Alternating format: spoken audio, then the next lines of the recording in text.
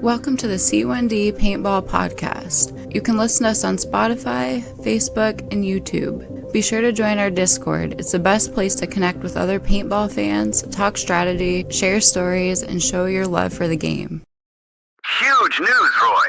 The C1D Paintball team has a podcast. Yes, that's right, Dick.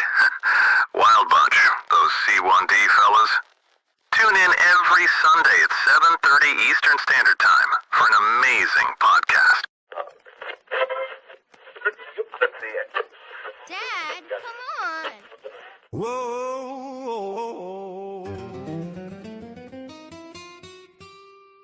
Da, da, da, da, da, da.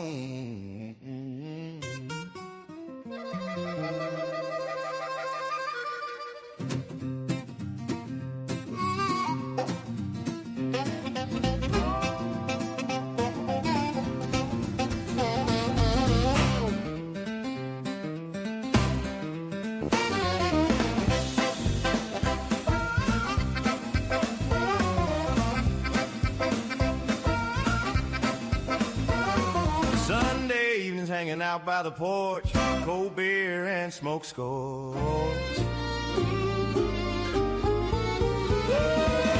C1D Paintball Podcast, just for dudes shooting pain. You may think it's something else, but it ain't. All these stories will surely keep you here. Sit back, guys, and enjoy that beer.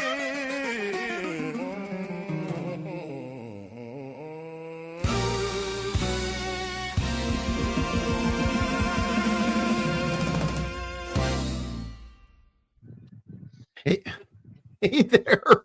I'm Andrew. Welcome to the C1D Paintball Podcast. Adam's in the chat here. Hello, Adam. And joining me tonight, it's lonely here tonight. That'd be a horrible fucking segue saying, speaking of lonely. No, but he is a sniper. He's been practicing for a while, a member of C1D for his third season. The first season was a little short, but he is there nonetheless. Welcome, Trent, to the show. Hello. Happy to be here, even though I'm your last choice since nobody else is here. No. You're going to be one of the people. There's also a hockey game on, and it's just it's finally getting warm in Montreal. Of course, now, Trent, your job revolves around good weather. Yeah, and I've got I've got long days of audits. I've been forever doing audits for about a year now for work, and I go home and I rake, and the next thing I know, it's like, man, we didn't do a podcast. We have to do a podcast for game day, and it's not a coincidence you're here because you had a lot of fun on this game day. Which, by the way, officially, the games from May 9th are going to be called Headshot, and there were plenty of them. A lot of headshots that day. I got shot like 3 times in the head myself. Yeah, it was something. Well, I'm editing the first game where we played on Village and Carter kind of went on a rampage. That was the first headshot against you. Yeah. Also, you got Trucker Dave with a headshot as well in that one.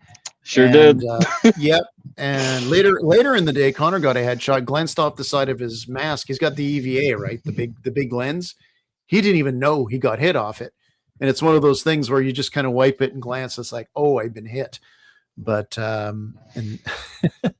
okay, so basically we're just going to run through the games we played, which I like doing, going back on, especially because hey James, how's it going, man? Nice profile picture there. Nice profile picture that James has. I want to talk about a few of the games we had. Like I said, you're here because you were trying. Tell everybody about the sniper setup you're trying out. It's going to be, you're trying out for D-Day. Of course, you're not using first strikes on us at our field because we don't do that. But tell us about the setup of your marker you got, Trent. That is for D-Day. So I've got the SAR-12C from Karmatech. Very, very accurate marker, even with round ball. On how far from spawn to spawn do you think market is? 100 feet or so, give or take? Oh yeah, you're probably you're about talking that? Probably 100, probably closer to 120 feet, but yeah. Yeah, and I was shooting from spawn to spawn with that thing, just straight down the line, and it was with round ball. I was pleasantly surprised with that. So I can't wait to see it on with first strikes in D-Day. Now, I just want to mention too that normally for our games we don't really have snipers. We never have first strike. We normally don't have snipers, but because Trent's invested in this setup and that, and we had a pretty decent crowd too. We started off with 8-on-8, and we ended up with I think 11-on-10 by the final of it. But everybody knew you were trying that out, and I of course knew you had only 4 magazines, and that's going to come up. You know what? I'm going to review the games first before we get into that one, which is basically why you're here. That's why you're here. You better be ready. I actually had 3. You only had 3 mags worth. I only had 3. Yeah. Oh, jeez. And because those mags, the basic ones that just come with the marker, are not very good. So I got my T15 mags coming in, so hopefully that'll be a lot better to use. Now, the first couple of games we played at Warzone Paintball in Rigaud, Quebec, I should mention. I mean, people listening should just assume that is our home field after all. We played 2 games on Village. Now, how was that for you as a sniper? I guess it wasn't the optimal map to be doing that on, the optimal field, eh? It was a challenge to say the least. It was a lot easier to just hug the road that's close to the safe room than it was to try to maneuver through the map, because that's a straight lane. But other than that, when I tried to push, it got a little dicey. That's why I had my tip-backs on me that day. Otherwise, I'm not sure how well it would have went. Yeah. Plus, we got a couple of guys that have come out the last few times with us that are regular Mirabelle players, where they're, of course, a little more shooty in Mirabelle. It's a bit more intensive gameplay there, and I don't mean as an insult in any way, because we, of course, like to mix with a lot of rentals. Although this day it was all C1D, and some of the 5 regulars that joined us after are club members of the field, so more experienced players.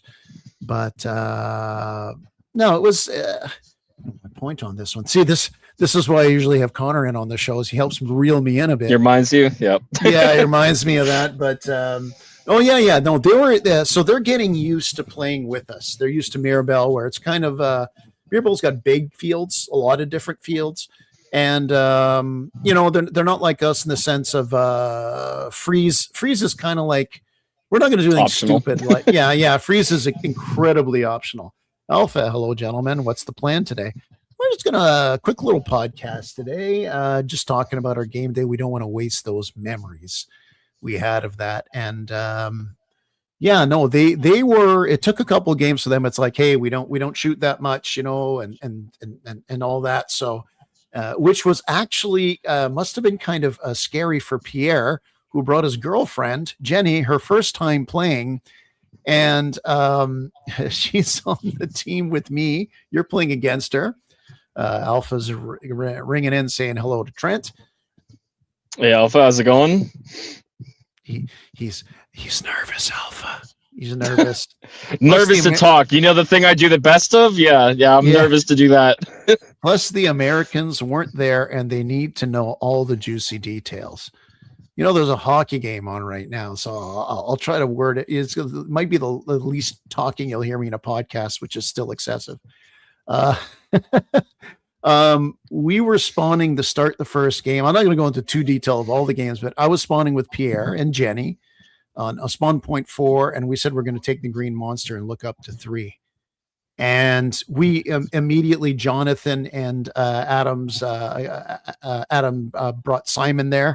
They just ran over the hill, and of course from the high ground, just like leaned into us, totally leaned into us. And the funny part is, Pierre got knocked out, but it was kill confirmed. So he's trying to tell her what to do. It's like, I tap him in. It's like, man, be careful. I don't want to, and I'll be telling her what to do, and you don't want that. What I didn't know is I saw Connor and Brant go the opposite way, go left. So we covered east and they covered west. And that's where Connor, I guess you were playing cat and mouse with him on the corner. He was in 1. And I guess he was going back from the window to the door frame, which probably from your distance on the angle, you're at the corner of a building. I guess that was a pretty good test for your sniper skills, having to pivot like that back and forth.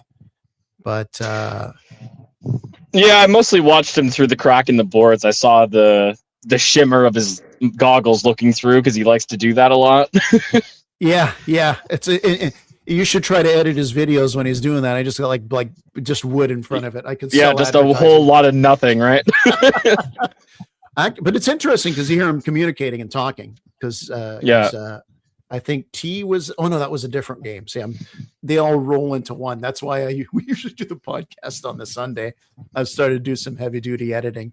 Yeah, we played 2 on there, and it was actually the second game was pretty intense too.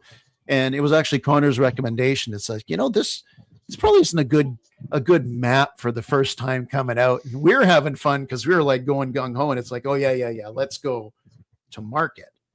Now, much better for you on market. That's for sure. Oh yeah, I had no problems on market. I think you there was one game where I believe you took out Gene incredibly early. Gene in the first 5 seconds of the game, yeah. Yeah, but that was a kill confirmed though, or was he out on? No, it was TDM. It was team deathmatch. Oof. Yeah, Gene is not Gene will do risky things and run up the middle of the field. And when I say risky, I don't mean it in the sense of like careless. Like he'll go there because he wants to like wedge himself into the action. And to see him, I've seen him get knocked out early, but I mean to see him get knocked out when he's running in position, that's quite something. So Gene's kind of like, hey, he's using that sniper. It's like, he's practicing for D-Day. Gene, it's okay, man. And he kind of laughs it off. He's like, no, man, like he got me from across the field. That's great. It's like, good.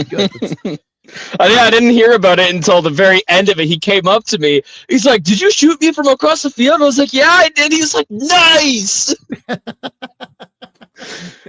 He's like, it was like the first 5 seconds. I'm like, yeah, it was. Yeah, that was. Go ahead. I went to the boulders on the left, Mike's spot, and Connor was ahead of me. And oh my gosh, was that the quiet game too? It was a quiet game with no kill. Yeah, it was a quiet game with no revives. And I actually talked. I said, we're going to play the quiet game. Hey, get out of my spot. Oh, I didn't play your spot well. Adam was on the right, shooting down that little, you got this big boulder in front of you, and there's a little like groove in it. You can peer out. It used to be great, but Adam knows about the groove. So every time I put my head, just shots curving around me. That was when T and them came up, and when we swapped sides, I actually went there too. Because I was like, oh, this can be a great place for my sniper. But T and Junior were just firing shots through there. So I was like, okay, well, I guess I'll look the other way. That spot needs a counter, and that is the counter. Oh, I got shots. I got a shot almost through my trigger. It hit my marker on the trigger itself, but I didn't have my hand on it. And it was Jonathan, new player Jonathan, who shot all the way from spawn and got me. He goes, man, I hit you. I said, yeah, you did. I looked at my gun. Yeah. Says, yeah, but gun counts don't hit here. Yeah, that happened to me on base too when I shot Connor. I thought I hit his shoulder, but I hit his hopper. Oh, yeah. Yeah, you were on top on that one on base. I remember because I was right there below. I got you. And as you're pointing towards him, did he run? He goes, no. And I think he took the opportunity to move up a little bit. But that's another story. Oh, do we tell that story first? So no. That was at the end of the day. Let's Okay. Let's try to remember the ones from the beginning and then get to the end. Okay, so we didn't even talk about how Connor got a 5K in the first game. Well, that's the one where he got you in a headshot. Yep. Then as you went beautiful to spawn. Shot. Yeah. He goes to the right of that building and one taps Trucker Dave, then gets Adam. If Adam's still listening, did he got you? He didn't headshot you, but did he get you around the neck? Something Adam? like that. Yeah, he got Adam because he ended up tagging him out. But I'm editing this. It should be Monday's video. Worst case, the video after. But then it was a manhunt, 2v1 against Connor, and I didn't even know where he was. And he ends up, when it's 2v1 on kill confirmed. He had. One player was close in front of him, the other one behind him by a good 30, 40 feet. So Connor was able to, that one player that was between him in The Last Enemy. He took him out, kind of forcing, and he had no idea it was Simon and no idea where Connor was at first. So he was going to run up to tag Jonathan, and Connor moved. No, he did see him. They exchanged shots. Connor got out of point one, ran the middle field, and like this guy Simon, who'd played before, he told me his first job ever was actually at a paintball field. And that's cool. yeah, and he was there, and he just kind of stood out in the open. Not in the open, he got a slight angle, and he's just pulling the trigger as fast as he can, not backing down to Connor, which kudos to that. But, they're going back and forth, but Connor a little bit more undercover. He landed the shot first. He walks over. All he has to do is tap one of the two. He taps Adam for that one. He took, I'm not sure because he's not on the show and that. Maybe I'll ask him or he can give comments about it later. But like me, I got knocked out. Like I mentioned, Jenny got knocked out and Pierre got knocked out. I think he got me in the back of the armpit. Oh, gosh, those hurt. Oh, God, that hurts. But when the three of us were knocked out, that's when he kind of moved to the top of the field because we got knocked out in the southeast and he went to the northwest. So his patience paid off in that one. And what a game to start off the day. If I have a game like crazy that, game too. Yeah. He usually he doesn't bust out moves like that usually until midday, but he came guns ho today or Saturday. Question from Alpha: how long has Trent been a player of C1D, and how did you discover him? It was his casting couch. No, actually, yeah. So I wanted to have a quick podcast so I could watch the hockey game. No, Trent, actually, it's 2024. It's Operation Rush at Mirabel. And he was playing, he was out there. You actually parked near us in the parking lot to start the day. So you probably noticed us there with the flags and that. Yeah, you guys were speaking English, and I had some issues with my markers, so that's why I came up to you. There you go. But by the second half, in particular, me, you, and Connor kind of just walked into the ref because we'd been taken out and started talking and followed each other around. And the next thing you know, we're talking about what we do, and you joined us for paintball, became a member from there. And ironically, where you only work and stay around the corner from us. And it's kind of ironic, and he's been a member since. You rarely miss game days, I'll tell you that. You and Mike, I don't like to. It's it's one of the only things I do with my life. Like even right now, you say I'm around the corner. I'm at where Cinema Guzzo used to be right now. Oh, there you go. Actually, I think I'm familiar with the new owners of there. I'm actually gonna catch a movie there soon. One of the guys and Alpha, we did meet once last year for D-Day. Yeah, there's so many people to meet at D-Day, especially Alpha. People won't cross Alpha. It's like, hey, and that's it. It takes over the room. One of those guys so this is Mike talking about Trent. One of the guys you pick up and couldn't get rid of him even if you wanted to. Jokes. You didn't have to put the jokes part. Trent is an amazing guy, great player with such good vibes. Yeah, such good vibes. And it's like, oh shit, sorry, man, I forgot. Haha.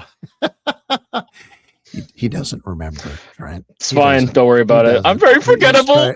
He's trying to talk his way out of it, but yeah.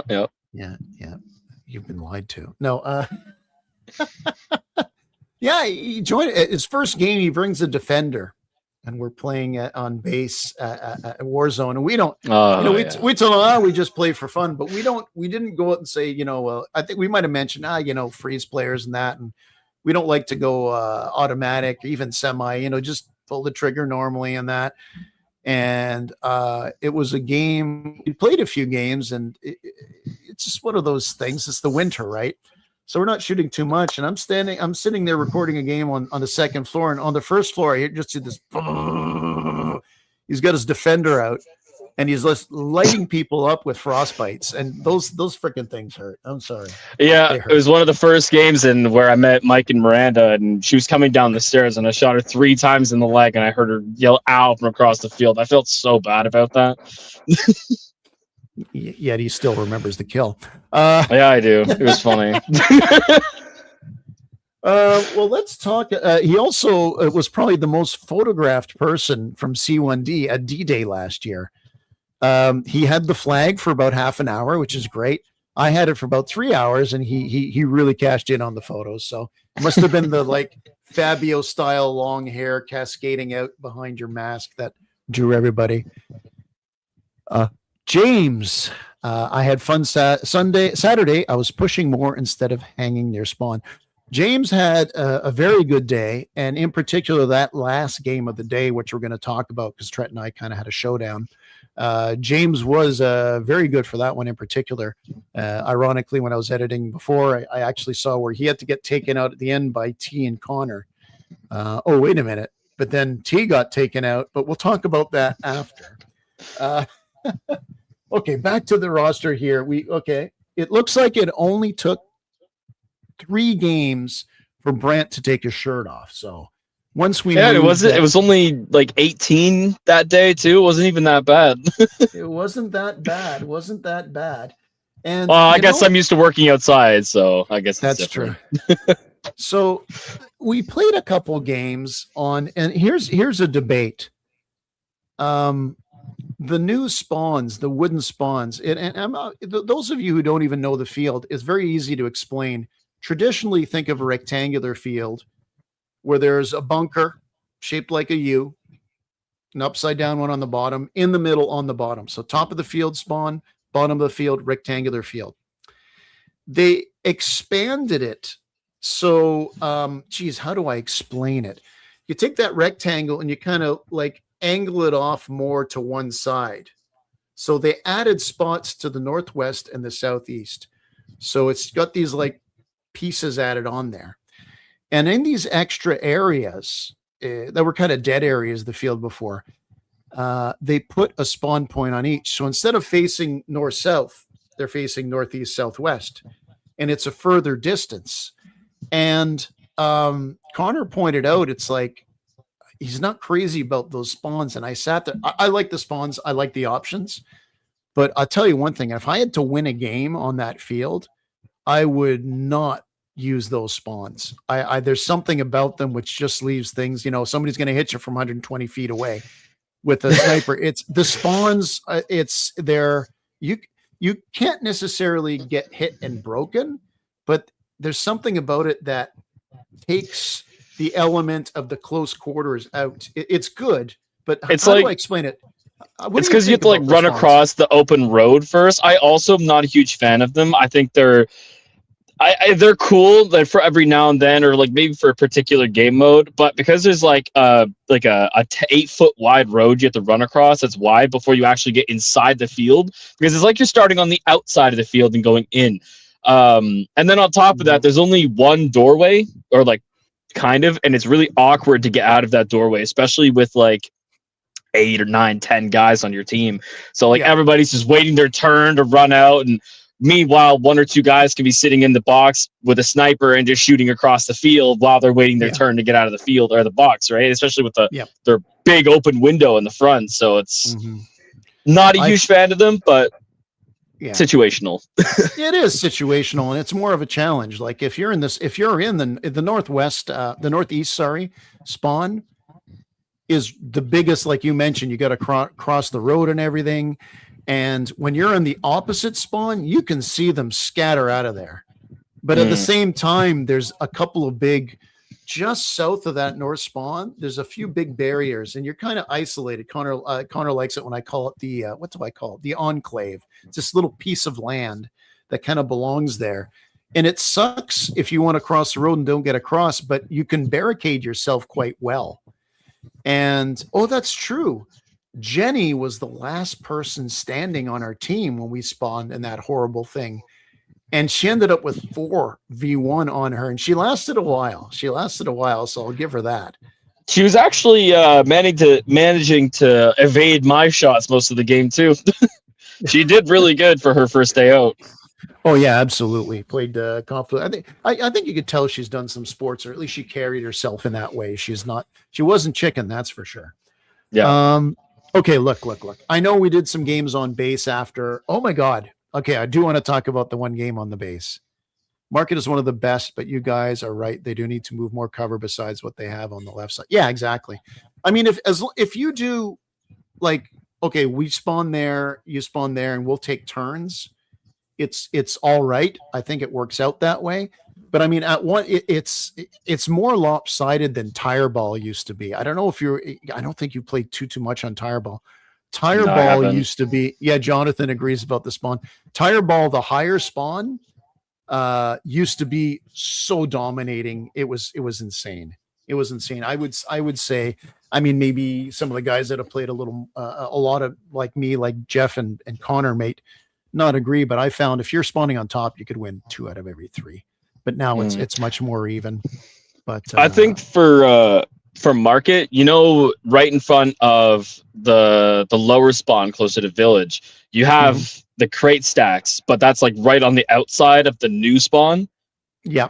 I think if they move that into the inside section of market, it would be more balanced, because in the top or the northeast or whatever side you said, northwest, up in that new spawn side, yeah, northeast, they have all those big big crates and stuff in that corner. And the bottom left side of that field just feels so weak in comparison, because the best cover in that corner is just the triple stack of the plastic crates. The triple, and even stack, that you can shoot through. Dave chimed in. Hey, Dave, thanks for joining. Dave, the triple stack. These 3 collapsible pallets. So they're collapsible, big industrial ones. I think people that work with proper skids and maybe would understand it. So it's not just 3 pallets on top of each other, wooden. They're these big plastic things. And of course, there's you can see through them because there's holes in the plastic, so you get a lot of splatter. And of course, there's the gap where the forklifts lift. It's like a 4-inch gap. Yeah, yeah, and you can get shot. You figure, well, somebody can't shoot through there. Oh yeah, they can. James, when I found out I was able to shoot through them, I got Connor out by doing that. Well, there you go, young man. Point proven, right? Like that's the best form of cover on that part of the field. Compared to 3 big wooden crates in the other corner. Yeah, exactly. So I feel like if they just scooch those up into that one spot, it would make for a lot better of balancing. Yeah. Although that 3 stack, you can get flanked in it. That's the one thing. Yes, that's true. Yeah, and north or south can use it. It's always the north team that seems to use it more, but you can get there with the south team too. So Connor actually had a showdown with, oh my God, I think it was Jonathan on that one, where one was on the other, and it was a kill confirmed on both sides of it. It was I'm never up that far, so I don't know what it's like. That's not true. You had a fight. You had a shootout with me there. I had a shootout with you. Well, okay. First of all, we're going to talk about the game on base, where we already mentioned you shot Connor. You're on the second floor with your sniper, and you bounced a shot off his hopper. So they were. On this field, guys, there's two level complexes, one on the west side, one on the east side, and not too much stuff in between, but you leapfrog to get your way there. Inevitably, what always happens is one team manages to push out and make the last push into one of the buildings, right? So you're going to go left or right. You're never going to have just players alive on both floors, because that's no fun. So Trent's team did valiantly, but in a game that was fairly long, like what happens, all of a sudden it turned around. Trent's team lost 2 or 3 players, and they're getting pushed. And Trent, you were shooting. I forget who you're shooting at. I might have been Pierre for a while, but Connor ended up getting on your side without you noticing. And we're all watching. We're on the observation deck, actually, watching, a bunch of us. It was Gene. It was Gene that was there. Gene. It was Gene in that corner. I thought Connor was still there with him the whole time until I got Gene out. No, it's just, I don't know if Gene realized what was going on. But yeah, him going there, just leaving you in that firefight with him, allowed Connor to come in. But those who don't play on the field, there's only one set of stairs on that side of the field to go up. The other building has 2, and they're working on this, but there's only one. And we thought, okay, there's Connor, there's like you just pointed out, there's Ghost Gene. And there's you on the other team. And it's like, well, Connor's going to go up there, probably sweep through the top floor and get him. And so we're on an angle. We just see you, and you keep looking out in front of the field. You don't look behind you. You don't look to your right where Connor's coming from. And it's like, oh my God, Connor's going to surprise him because Trent, you're boxed in there with one stairs going up. You're boxed in, except for there's this little closet area of the last room. And you're not going near it. And it's like, okay, Connor's going to probably go around the corner, go freeze, and then tap him quickly because Trent doesn't like to be frozen. He'll pull out his barrel, or no. You'll look at the situation. I mean, if it's hopeless, if you were caught like leaning over the window, you'll go, okay, yeah. But we're there, and all of a sudden, we hear a shot, and Connor goes, "Sorry." Trucker Dave was there. Nobody realized it. So Connor went around the corner. I guess out funny of a story about Dave. Sorry, quick before we keep going there. Really funny story about that. I love to do dumb shit. I crawled on the ground. I'll sprint and dive. Whatever. So I get up to the top of the stairs, and I'm sniping and I'm trying to work on my stealth for D-Day, right? Yep. So before I get to the top of the stairs, I get on my hands and knees. I don't want anybody to know that I'm going upstairs. And then I start crawling through, snaking my way through the building, get to the center container that's like vertical. So you have the building, it's horizontal. Yep. Then you got the 1C container at the top that's vertical. It's long, deep, it's dark. I love that building. You can never see into it. You can stand in the middle looking right at somebody, and they'll look right at you, and they can't see you because it's too dark. Mm-hmm. And sure enough, I hear whoosh, whoosh, thunk. Whoosh, whoosh, thunk. And then I see the tip of a barrel poke around the corner. Whoosh, whoosh, thunk, TMC. And then camo sleeves, thunk. And then Dave's head pokes around the corner, and I'm like, no way did Dave just crawl that whole way following me to this spot.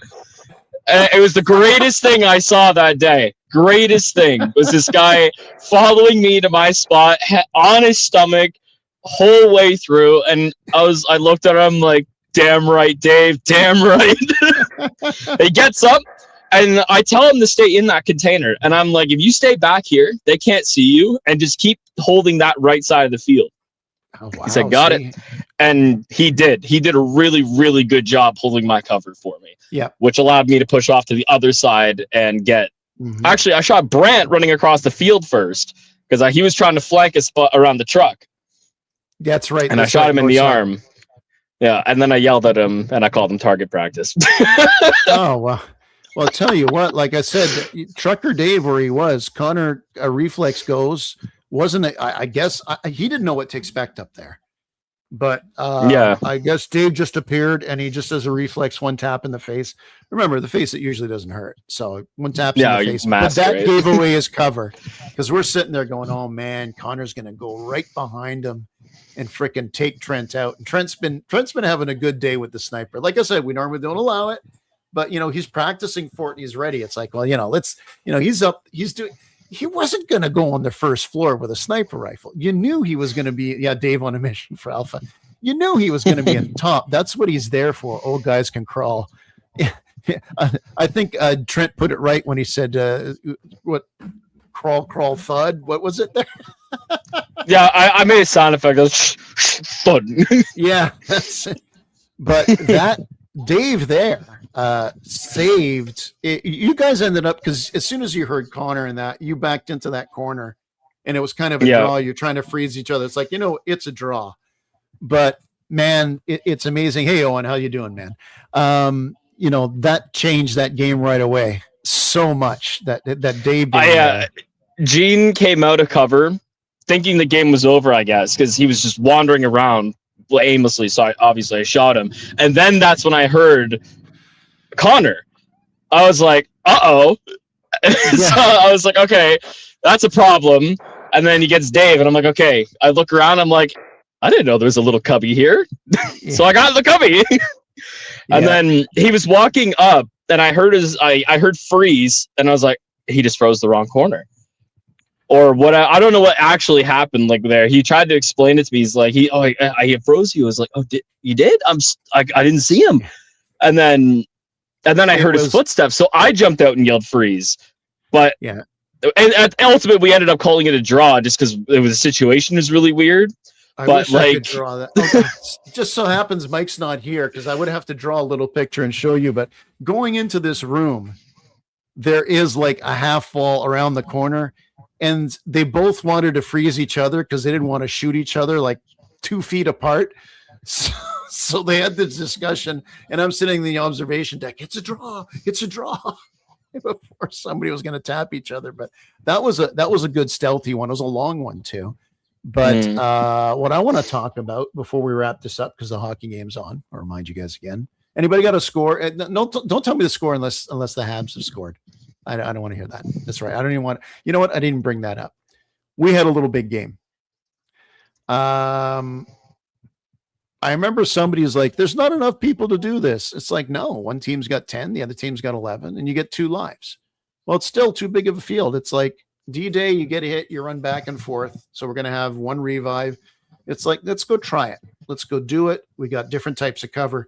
We have market, which is, I don't know how to call market. It's like a pinball machine. Yeah, and that's accurate. Yeah. You got a hill along the back of the spawn next to it, the forest area with some barriers that are few and far between. Village is right north of that, and there's kind of a crossroads in the northeast. It is definitely a viable field for that because there's different, if you want to use the term loosely, ecosystems. You know, a town that is very, Village is almost jungle-like, it's kind of Vietnam kind of feel. You got the forest, which is just, you know, like good old-fashioned woods ball, and so it made for what I thought was a really good game. So I don't hide it. I've made many videos about it where you see me and Connor usually are always playing at these games. Connor goes through market. He gets into the shit, as they call it, like the 50 there, the sexy spots. Granted, he can back it up. Not, you know, there's a lot of players that can get into the sexy spots, but you got to owning it as something. Canadians 2, Buffalo 1. Thank you, Owen. And if the Canadians are losing, we'll have to ban whoever reports on it. But anyway, but we'll have to ban. So yeah, only, you know, so Connor being up there, it's going to be aggressive. Players are playing really well. So that's cool. I always go through the forest. I knew I was going to meet you in the forest. I knew I was going to see you there. I figured, I was hoping I wouldn't necessarily meet you one-on-one, but I thought, well, you know, this is the best practice for D-Day. It was that scenario for you. Yeah, because completely agree. You know, so I thought maybe he's going to lie and look towards, because I was approaching their spot. I basically spawned in the bottom left corner, if you're looking at a box in front of you, and I went along the bottom, then I started to work my way up on the right side, the east side. And you were kind of halfway down, but you were looking, I thought you'd be looking straight west where the sexy spot was. And I got hit, and I went back again, and I got into a firefight with Simon, the Adams friend there, a good player. I got him out, and I was so happy. Then all of a sudden, I just get shots coming from my right. And I've gone prone, and I've got 7 magazines, and I've already used like 4 of them. Okay, so we had the same amount of ammo left. Yeah. Okay, cool. and I look, and it's like, oh no. And I see Trent, his mask, and he's lying down there prone. I was prone to get Simon because I was terrified of getting hit. So I haven't got that many shots. I don't even have like 10 seconds to like take a breath. And it's like, I'm on a one-on-one versus Trent.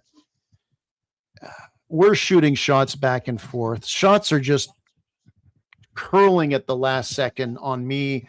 I saw a couple that just went by Trent. Then finally I get right in the shoulder, and it's like, oh man. And it's like, I got no paint.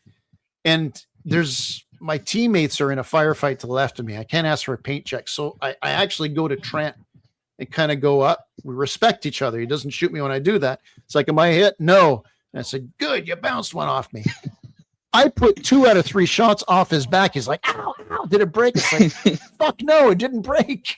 And finally, and then I'm looking, and it's like, okay, I'm out of magazines. And I look at one, I checked because there was some in it, but I knew there was only 3 or 4 because you put it down, you put your finger in there, and it's like, okay. So it's like, I got like 4 shots left. I line it up. I try to wind enough to get 4 and trying to be real scientific as I need these shots. Getting the like, wind reading. Wind sock up, lick my finger.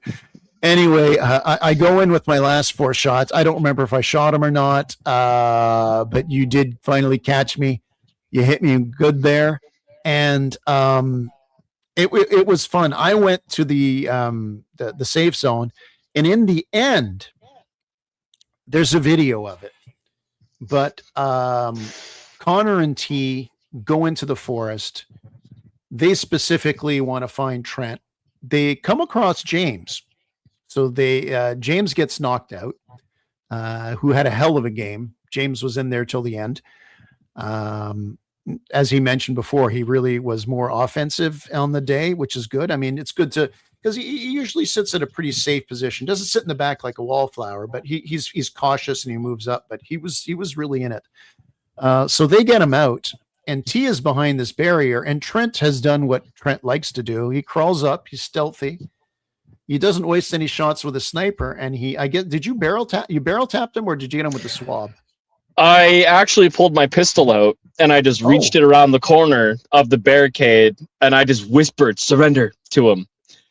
And then he got up and he's like, "Oh my, no way!" It was so funny. He was like, "He got me, bro!" And I heard Connor be like, "Where is he? Where is he?" And I like whispered to T. I'm like, "Don't fucking tell him." Yep. Connor says, like, when he asked that, T kind of just went with his head like stiff, like he wants to say something, but he can't. But then you can see, because I've seen it. Well, you can see it on the video, right? As I edit it, where T was a little shadow between the slats moves. So you just see Connor kind of lean down and like carefully, like 1, 2, 3, and they got him out. But the joke was on them. You T and Connor having a laugh in that. That was only your first out. Then you had to go all the way back. They followed me as I walked. I didn't run. I walked the whole way. So I don't even know what happened at the end. Did you spawn and they shoot you right away, or did they freeze you, or what? 50-50. So me and James both had 1 life left. He actually wasn't out for the game yet. So we both walked back. I'm kind of peeking over my shoulder watching them, and I'm talking to James as we're going back. I'm like, okay, T's over there. Connor's right behind me. The other guy's over in that corner. This is where they are. When we get back to spawn, we need to get into position, and we need to get this figured out. But as soon as I looked over, I turned around just before I touched the building. I gave them a little bow. I touched the building. I started sprinting towards the right side of village. If you're looking down the field, I was going to the right, and Connor was shooting quite a few, and then one hit me in the back, and I couldn't see it, obviously, so I had him paint check me, and he said it broke. So I was like, oh, well, that's it. In Connor's defense, we all wanted to go down to eat hot dogs. So it doesn't matter. It's all good. If I cared about being shot, I wouldn't volunteer to be shot a few thousand times at D-Day for a medic. And so many freaking it's so many headshots. It's funny because at the beginning of the day we're talking about what fun rules can we use. We do the dead men don't talk. We tried the quiet game, to which I'm the only one that got thrown out. Oh yeah, sorry, dead men can talk. You're right. And I thought about, do we do marker hits count or don't hit? It's like no. And at one point I was thinking about that, like, do you want to do no headshots? But then everyone's just sticking their head out everywhere. But yeah, because you can look around the whole field around the corner without worrying about it. Yeah, and it defeats. That might be fun to just try on a fun day. Like the next time we're out on the 23rd, it's 2 weeks before D-Day. So the main thing is we get out there, we don't hurt ourselves. We don't wreck our gear or anything. So maybe we'll play a fun game like that. But I realized, like, no, we're going to do headshots don't count on kill confirmed. Like that doesn't really make sense because that's not one thing about kill confirmed, but a headshot. Excuse me, a headshot, you're out automatically. Yeah, that's kind of standard this year for the 4 outings, though, with the kill confirmed. I like that. Well, Trent, it's been a slice. Is there anything else you want to I mean, I just thought it was a great C1D day. We having veterans there, having some newer players come in there, even seeing Jenny come out, which is awesome, and I hope she comes out again. Yeah, Mike and Miranda were not there. It's shocking, but you could do extra shots in the ass. Shots in the ass count. We did it. It was hilarious.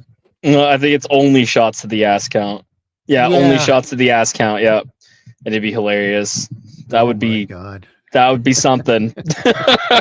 The world wants to know after the game coverage that you'll be running for a kit at D-Day besides the sniper, as far as gear, etc. Spec. Okay, am I reading this wrong? That's a C1D Paintball Podcast. Our conscious. Yeah, I'm seeing that too. Are That you does that. typing? Are you typing this yourself, Andrew?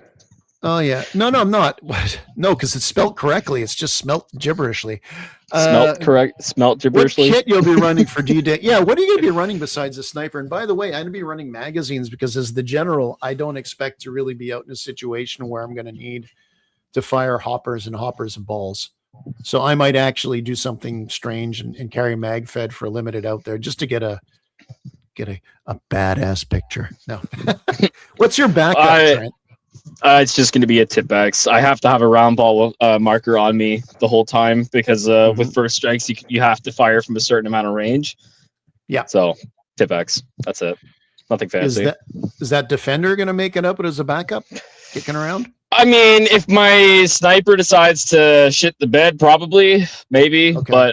But at the same time, first strikes aren't cheap, so I'd like to use those. Yeah. All right. Well, we'll figure it out for you. Like I said, I'm probably gonna end up putting a hopper on my. I mean, like I said, I'm gonna be going around the field and all. I mean, last year I wasn't a general and I walked around the field with a flag more than a marker. So, Same. somebody needed a marker. Somebody's marker wasn't where it's like, take mine. Don't you need one? It's like, that's okay. No, I still managed to. I'm better holding the flag. Trust me. Yep. And when you knocked the slapstick and put it to the wrong color, when you carried my the flag, and I immediately ran after you. Yeah. There's a Somebody picture told me to go do it. I was like, isn't it already ours? Just do it. Didn't you learn in elementary school? If somebody told you to jump off a bridge, would you do it too, Trent? Do you know who you're talking to? The guy who told the kids to jump off the bridge? What? Yeah, and the guy who did it. I stand corrected. No, it's no. When you did that, I immediately ran after, and I must have got hit 100 times. And I thought about that. I must have got hit 100 times, and several in the head. Yeah, they were still shooting at us too when we were walking. Yeah, and when I was walking back, and they're still hitting my back, I was kind of dizzy a bit, and I told myself I would never do that again. So that you might have, thanks to you, you were a historic part of what probably will be my last slapstick ever. Oh, you're welcome. And by the way, the year before, I did slap a slapstick into the wrong position too, so that's okay. That's my first time ever actually hitting a slapstick, and somebody told me to go get it. So I was like, okay. Well, you got a slapstick. I looked at it and it was yellow. It was red. It was red. I was like, okay, it's our color, but I'll go do it anyway. Like, whatever. Maybe they knocked it. You know what? Here's your cop. Maybe they knocked it in between when you looked at it and you said, man, it's yellow. I'm going to go get it, guys. And as you turn the corner to tell that to your team, some enemy flipped it over. So it was deception. Just to get you and me out. Yeah, just to get you and me out. That's what you get. I listened to a podcast about the real James Bond on the way to work today. So maybe that's just espionage is on my mind with that. There you go. Okay. All right. So we're gonna bag this one up here. A lot of people dropping by, especially considering we pushed this 2 nights over. And started late. And yeah, but it's look, the summer, it's the nice weather. We want to talk about paintball. We're able to finally go and play it. We'll be back this Saturday. I have yet to play a game with a slapstick. Explore. You mean where you've gotten one, or where there's slapsticks on the field? Because it is generally a big game thing. Actually, you know what? We could put slapsticks at Warzone. Could. You can just use like a metal base, like a sign, and you can move them wherever you want. Because think about it. You could have, and the little big game. Oh my gosh. All right. I do work with recycled metals. So let me see what I can come up with at the office for a few slapsticks. But then again, maybe Eric at Warzone, the amazing, generous, and very smart and kind person, might make a couple of slapsticks. That'd be wild to have at our field, wouldn't it? You could have that. Yeah, it'd be interesting, but we'd have to not have the momentum rule, or otherwise you'd have like me, Connor, and Gene, and Brant doing dumb stuff the whole time. And yeah. it just the fields are too small for that, right? We would run 30 feet. Little big game. Little big game. Little big game. We do that. All right. Well, that's it for this one. The next time we're out is the 23rd, Slapstick on Market at the center of Village, Chef's Kiss. You could do that. You can also put one, in the forest by Tire Ball, when you're on that path in the forest, there's an archway, kind of an archway welcoming you there. Maybe we can weld something up. That's right, Dave. Actually, Eric's got a pretty good welding setup back there at Warzone. So that's cool. That would be pretty interesting. You could make it viable there. It could be interesting. And yeah. So any parting shots? I mean, I thought it was a great C1D kind of day on the 9th, and the 23rd is going to be, like I said, it's don't get hurt. We'll play some games, probably pull some fun ones out of our ass, and just go with the vibes, go with the flow. How about you, Trent? Pretty much. Word? No, it's pretty much it. Every game day always just seems to either get better or is just as good as the last, and there's always really goofy C1D vibes and shenanigans. I'm sure next time we'll see Mike without his shirt, and Brent and Mike will, maybe they'll touch bellies in the middle of the field. Who knows? Who knows? Then we'll have to put it. We instead of just for the bad language on the podcast, we're gonna have a some sort of like viewer discretion is advised on that. Viewer discretion, NSFW. There you go. Rated X. Next year is our 10th anniversary, so the logo might involve an X. Dave, I might bring some hamburgers. Dave, after D-Day, we need to be eating quinoa and stuff because, Dave, no offense, but I crawl as well as you. And I got to survive D-Day first, my friend. Do you know how long it took me to get to that spot in the field where you and I met, Andrew? From the start of the game until you and I got there, I basically got there when you and I started our clash. Well, you asked me the question. Not long enough. That's the answer to the question. Why you didn't want to see me there? Honest to God, 30 seconds earlier. I'll have to see once I'm still editing the video because that's a bit of a challenging one. I'm still editing that one, but I'm not joking. I was going to say 30 seconds, maybe even 15 seconds after I took him out, after I took out Simon. They started to come with you, and it was like, oh, man. And I'm sitting there, and there's just two skinny trees. 56 years old, looking at magazines. Well, that one's empty. Oh, Christ, that one's empty. Oh, my knee. That little 4-inch diameter tree. I love that. Just kind of rolling between it. Yeah. My life depends on it. Okay. Well, that's it for this one. I want to thank Trent. His first appearance on the show, I think, chatting. Definitely not the last. You know what? We're definitely going to have you on the D-Day podcast show because you need to talk about your sniping. So I'm gonna give you a quick head. I'm gonna be in every single photo again. You watch. I'll tell you. I guess you got to work on your camouflage if that's the case. Hey, no, that's why I'm gonna be in every single photo because you're not gonna be able to see me because I'm gonna be all sneaky stealthy and I'll be looking. There I am. But you can't see you. Yeah, exactly. That's me over there. I suppose I'll accept that. Just anything to get going here. I need myself a big glass of water, maybe open up a Guinness, watch a bit of the hockey game, and keep churning out the videos, go out there, have fun, make the best of it. Because at the end of the day, wait a minute, is Mike there so we can end this damn thing, the producer? He's listening. Okay, why don't we do it this way? We're going to go... me and you will just walk away from our microphones and leave the screen. I can't walk anywhere. Where do you want me to go? Crawl, you're a fucking sniper. Bye, guys. Bye, Owen. Thanks. From where? I got 5 feet to my left. Okay. 99 problems. None of them are me. All right. Take it easy, everybody. Remember, at the end of the day,